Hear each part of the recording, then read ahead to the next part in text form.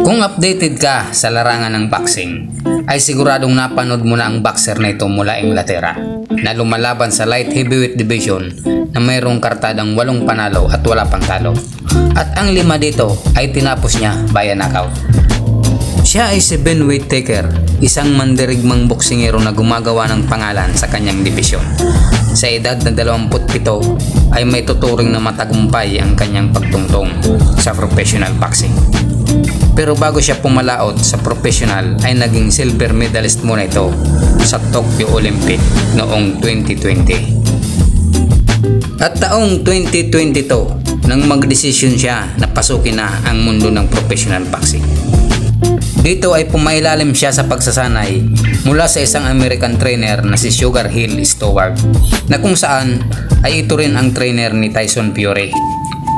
July 30, 2022 nang ginanap ang kanyang unang laban kontra sa kanyang kababayan na si Greg O'Neill bilang undercard ng bakbakang Billam Smith versus Chamberlain.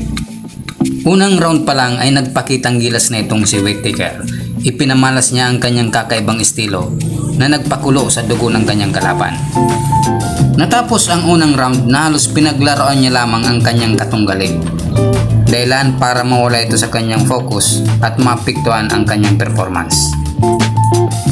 Sa puntong yun ay sinamantala niya na ang pagiging tiko ni O'Neill.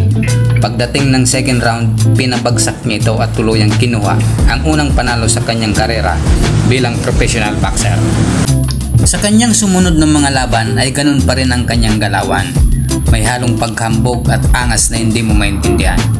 Meron mga manonood na natutuwa sa kanyang ginagawa at meron din nababad trip sa animoy lasing na estilo ng kanyang pagbuboksing.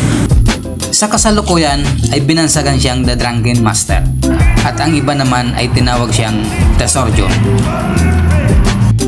Nitong kanyang huling laban kontra kay Ezra Ariñeca ay kitang-kita kung paano niya dominahin ang African Nigerian at gaya ng inaasahan ay nakuha niya ang panalo via unanimous decision.